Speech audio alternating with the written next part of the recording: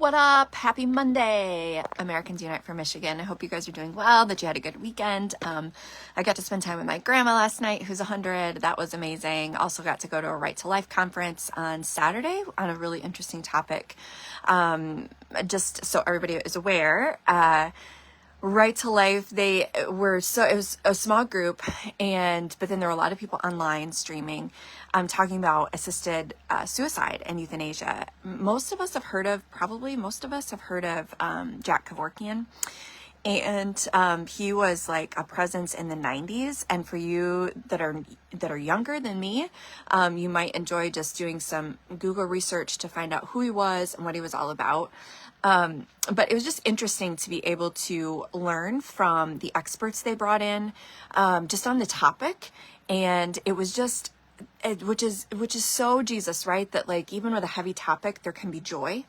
And so you walk out of the meeting feeling informed and feeling, wow, like this really is an issue, right? Euthanasia, assisted suicide, there's like euthanasia lobbyists, like there's just this big push to advance more death. But then I emailed some of my Right to Life friends this weekend. I was just saying, thank you so much for doing this. Like, it's easy for us to be so overwhelmed with what's going on in the world, but I just choose to take the position of I serve a God of solutions. And on one hand, thank you, God, for just continuing to reveal like the dark, the nasty and the dark. And because when you are in Christ and you are walking with God, he gives you the solutions on how to address some of this stuff. So I just choose to believe that, what the devil means for evil, God is going to use for good. So if you hear people starting to talk about euthanasia, assisted suicide, want some information, please reach out to Right to Life because they're just amazing rock stars. So I thought I would challenge, I was just talking with a friend on the phone a few minutes ago, and the concept of, I'm just going to challenge you guys with this idea. It's something that I'm kind of chewing on in my own head. What is the difference between effectiveness and being loud? It doesn't normally sound like something you would compare, right? Like normally you'd say weak versus strong or sour versus sweet. I think, so as I've told you guys, I've been doing politics for 20 some years, and I love learning. I love serving. I feel like so many of the different voices are needed and valued.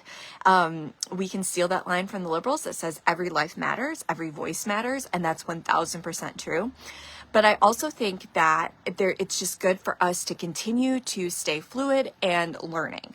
Like, okay, what is this uprising teaching us? And what is this reaction teaching us? And what is this action teaching us? And so as we look at like what's happening in Washington, D.C. with their trouble of having a speaker that everybody's satisfied with, or as we see just different local party stuff, right, like happening. And it's so easy for us to think there is this one ideal, and if you don't reach this ideal, you are the enemy. But I think we as conservatives need to start challenging one another to say, what is effective? Who is going to be effective? Who is going to get the job done? Versus so many people over the last 3 years, I think a lot of grassroots are finding their voice, right? They're finding, and I mean, it's just an answer to prayer, really, that people are starting to pay attention and step up. So people that are getting loud and they're feeling passionate, there is a beauty to that. But too much loudness, too much zeal for too long without wisdom really starts to rub on people. And what we all need to be mindful of is it is good to have passion. It is good to have clear convictions, but are we focused on what is being effective? My sense is, and I think others that have been in the political arena would probably agree with me on this, is that it feels like a lot of the newer conservatives that are involved in the movement, they don't care about effectiveness. They don't care about winning. They don't care about the long term. They just want a good answer now. So how do we process that? How do we value that? How do we say, well, are they right or are they wrong? There is always going to be, I just started reading this book, The Team of Rivals, it's about Abraham Lincoln. And I know it's just going to be this beautiful story I'm going to enjoy. I've just felt compelled to dig into it and read it. And already in the introduction, they've set the table to say, here's Abraham Lincoln that had so many losses, so many defeats, so many failures, right? And that a lot of people would look on him with our judgments of excellence and say he's a failure. Like he wasn't handsome, he didn't do this right, he da da da da. But yet he won. right? He became president. And there were all these people that were vying for that spot. And that's what this author does, is she pulls in other characters from history to like paint the picture. A lot of times biographies, right? Like they might just talk about, I'm assuming, like just that one person. But this one is kind of cool where she brings in other strings of the tapestry of that time. It's eye-opening for one to see that there's always been politics. There have always been those people that think they're better than everybody else, that they deserve the role. But Abraham Lincoln, how he stepped into this space, and he was able to do it with joy, but he was able to bring in like his competitors to the table with him. How beautiful is that? I mean, there's just so many elements of like how that's beautiful. So then if we transpose it to this moment, what can we learn from that? I think that there are always going to be people that we are never going to agree with. I also think there are people that don't want solutions. They just want to be loud and they want to try to make their case that they're right. I also think that God can change things without everybody being on the same page.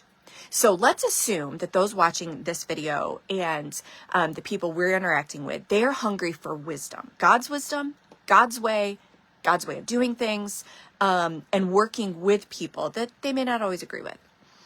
So if we were to assume that of ourselves and the people we're interacting with, here's what we need to start to challenge one another on.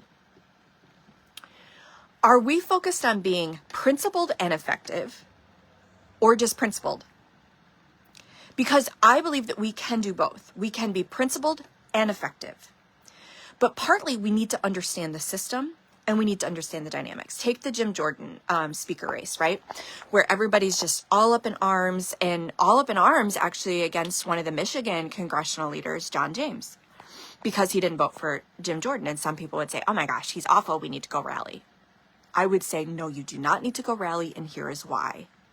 Has anybody asked John James what his district wants? Yes, he has a responsibility to America, right? Like, because he's serving as a representative of the whole, like of a piece of it. But ultimately, he serves as a representative of the people who voted him in. I was talking to a friend who said, Jim Jordan is so conservative. He's been there for 16 years. He's never got a bill passed. To John James' district, he doesn't serve just ultra conservatives. He serves other people as well. He has a responsibility to vote not just how the nation is clamoring at him, but ultimately, what is the district clamoring for? So how many of us, like in the nation, are like mad at the 21 or the 8 or whoever that didn't vote a certain way? We should not be mad at them. We should be asking, what is their district asking? What does their district want? That is a reflection not on the representative, but on the heartbeat of the district. And maybe that is showing us that, okay, if there, let's just say hypothetically that the 21 that did not vote for this last speaker race, right, for Jim Jordan, let's just say hypothetically that all 21 or whatever the number was, that they were voting based on their district. You actually can respect that.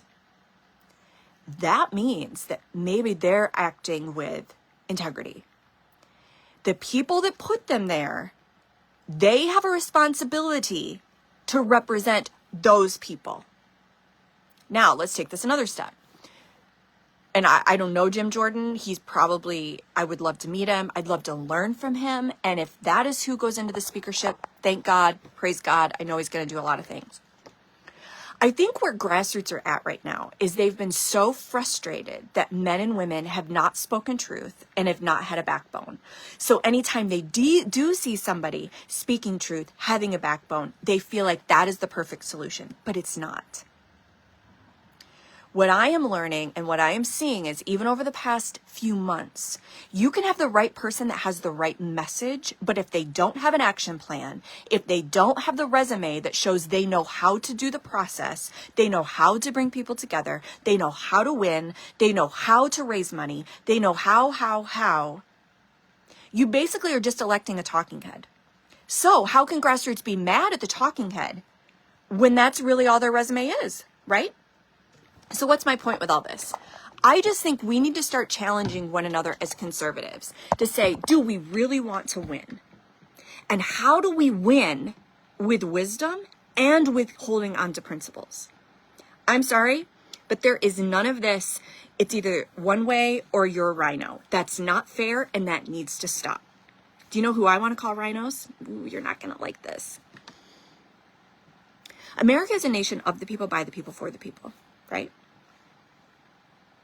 America is a nation of the people, by the people, for the people. So the people who are ultimately responsible for the leadership in the House, in the Senate, in the United States are the people. So when you get people that are looking at elected leaders and they're saying, oh, you're a rhino, you're a Republican in name only, I want to say, excuse me, are you looking in the mirror? Because who has been sitting on the couch for the last 10, 20, 30, 40 years saying, I'm a Republican, but you have not done anything to make sure men and women are getting elected who represent your values, who serve with integrity, who serve with humility, who know the Constitution, right? So you and I can say, oh, well, they're a rhino, they're not doing things right. They may need to be ousted. They may not be a good character, but it's also highly possible that they see things we don't see, and they are working to do the best of the best of the best they can and to serve the majority of their district. I mentioned this before, but I'll mention it again. We have got to stop with this arrogant spirit that says, we're your boss, do what we say. How is that even logical? It's not. If you take a dozen people that say, we are your boss, do what we say, how can one person even keep 12 people happy? So the job of like the Lisa McLeans and the Tim Wahlbergs and even the Democrats, right? They have to listen to their constituents. What are their constituents saying? What are their constituents asking for? And when they get a majority that are asking for Jim Jordan, they need to listen. When they get a majority asking for Kevin McCarthy, they need to listen. So if you say, okay, Amy, then how do we change it? How do we make sure someone like a Jim Jordan? Well, for one, you go back to the local. Are you involved in your local township? Are you involved in your county? Amy, how does that connect to the national level? Everything starts local. So the people that serve in your local area, let me put it this way. The changes we want to see, the leadership we want right now, we can have that desire. We should pursue that desire. We should speak up. If you're in John James District, contact his office and say, this is what I believe. Please vote for Jim Jordan, right? This is just an example. But we need to start living and working for 10, 20, 30, 40 years down the road. So let's say in 40 years when there's a speaker race, you want someone like a Jim Jordan to be speaker. You need to start putting pieces in place now so that in 40 years, there is a majority in the House that can elect a Jim Jordan. Do you know what I mean? And a lot of your people in the township, in the school board, in the county commission, they are going to run for state House, state Senate, U.S. House, U.S. Senate. It starts local. So while there's this angst on this level of why can't we get what we want now, it's because in a way, this is fruit of the past 10, 20, 30, 40 years where citizens have not been engaged, where the best people that we could get elected have gotten elected, where a lot of people now, I think a lot of what we are seeing, the angst in our nation, is because for 10, 20, 30, 40, 50 years, people have not known civics. They've not known how the process, they haven't known how a bill is made. They haven't known how to get involved. They haven't known how to speak up. And we're living in the fruit of that. So as you're like, okay, Amy, so then what's a way forward? First of all, take a deep breath and remember that what we ultimately need is a move of God in this nation. We need the House and the Senate members on all levels to cry out to God. We need a humility before God. We need men and women, staffers to say, God, we cannot do this on our own. We need your help. We need your wisdom. And then you and I, yes, we need to speak up when John James is your elected official or Hillary Slotkin or whoever, right? You need to speak up to your elected official, but you need to get more people. Let's say John James District, that the majority of them, if you could talk to every single person in the district, they really do support Jim Jordan. Well, then why aren't they all speaking up? So that comes back to the local too, that you need to continue to build your email list. You need to continue to build your local community tribe. You need to build so that when those moments for voicing, that the people like a John James are hearing from those people in your district that want the Jim Jordan. I think a lot of, we cannot be mad at the elected officials when they vote or when they take a stand on something that I don't agree with. Yes, we can be mad, but we need to take it into perspective. So are we all about, that is the question for you and me today. Do we want to just be the people that yell and throw tomatoes and demand, do protest after protest, and we send emails after emails? Or do we want to have a vision for the next 10, 20, 30, 40 years and say, who is your ideal representative? Who is your ideal Senate? So then we're starting to identify them. We're starting to, if we feel like we're the one that wants to be there in 20 years, we're going to campaign schools. We're finding people that can be our mentors. We're taking young people and we're starting to send them to programs like Student Statesmanship Institute and any other youth in government, different programs that are going to teach them, this is how we run for office. This is how a bill is made. You're going to make sure your kids are, if they're not learning about the Constitution at home, if they're not learning how a bill has become law, that is going to become your activity at home with the kids, because we have to start to live for the next 20, 30, 40 years so that when we get to this, we need a speaker, that the majority of the nation is rallying around who all we can coalesce behind. So the question for the conservatives you encounter in your GOP meetings, in your coffee clubs, your book clubs, your dinner tables, do we want to be effective or do we just want to make noise? If you just want to make noise, there's a role for that, right? Like you look in the stories in the Bible, and when God told Joshua to go march around like the walls of Jericho, right? There was a role for the people to just march. There are roles, there are times, there are seasons for like rallies. But if that is our only output of when frustration, we need to kind of step back and say, what else could I be doing? So to summarize, we all need to check ourselves and we need to ask fellow conservatives, yes, this is what I want. This is the kind of speaker I want. This is the kind of policy I want. But understand the system.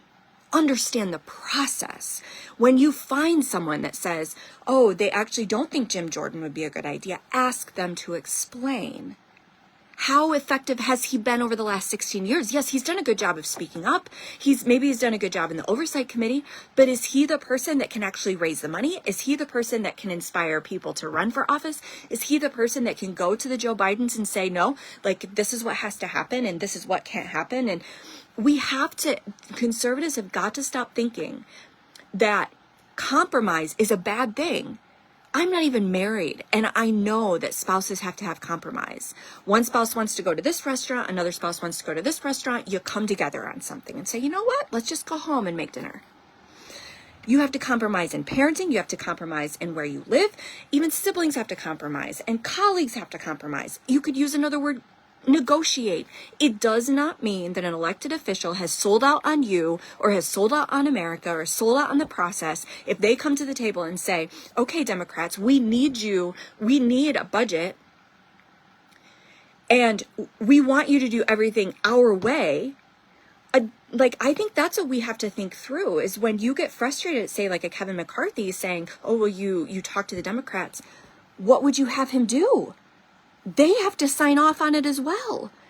That when you have a policy that has to happen, the Democrats have to say, okay, we will agree on that too. So there has to be a little give and take. That's how it works. Now, should people like a Kevin McCarthy, should they have taken a deeper stand? Should they have rallied in a different way? Maybe that's what he's been doing the last 2 weeks, is thinking, oh my gosh, I should have done things differently. And that's fine. We're all learning, but let's have grace. And let's recognize that this is a complex system. Politics has always been around. Politics is always going to be around. Don't wash your hands and say, I'm walking away from it, but instead press in and choose to say, okay, I'm going to learn from this. I'm going to better understand. I'm going to have the conversations with the people, like the friend I did this morning who gave me more insight on the Jim Jordan piece. And he said, yes, John James, he is voting in regards to his district. Do we need a speaker? Yes, we need a speaker. So what can we do? Well, one, we can definitely be praying. We need to be praying for the elected officials so that they hear from heaven, that they have wisdom, that there is a teamship, a camaraderie, that there is divine coalescing, that there's divine understanding. And I do believe that even with this unrest, that God uses this. There's probably some things that needed to be pulled back, that needed to be revealed. But let's guard our own hearts, guard my heart, Let's be focused on, if we want to have long-term success for freedom, for healthy processes, for good government, let's understand the process. Let's be patient and prayerful. Let's understand the process and understand it again. Keep digging, keep digging, keep digging, and start doing what you can on the local level. Identify those with potential, identify those with leadership, invest in them, donate money to their cause, invite them to come to leadership training, contact them and say, I want to send you to leadership training, start inspiring other people. I see you. I believe in you. You have a potential to be a Senate candidate. You have a potential to be X, Y, and Z. We have to start rallying and we have to start living, not just for the reaction of this moment and not just because we want somebody to stand in this seat and say what we need said. That is valuable. But we need more than just mouthpieces right now. And I would also make the counter argument, we need more than just people working their magic behind the scenes. We need both. We need the mouthpiece and we need the action. And I would make the argument that, like, you could see brilliant communicators, but if they don't have the action plan, they're hurting the cause. But then you can have people with brilliant action plans, but if they don't have a message, they're hurting the cause. So we need both. So don't hate on those who are voting in regards to their district. Pray for them, pray for America, pray for our leaders. May we all just, our hearts be humble and like putty in the hands of the King. But may we ask ourselves, am I all about just yelling and issuing passionate cries and reacting? Or will I choose to be a part of the action plan for the future? Right? Understand the process. I start equipping and identifying the leaders, and we start living to fight another day. Hang in there. Don't give up. Share this if it's helpful. And remember, I'm still learning, but we as Americans, we can do better.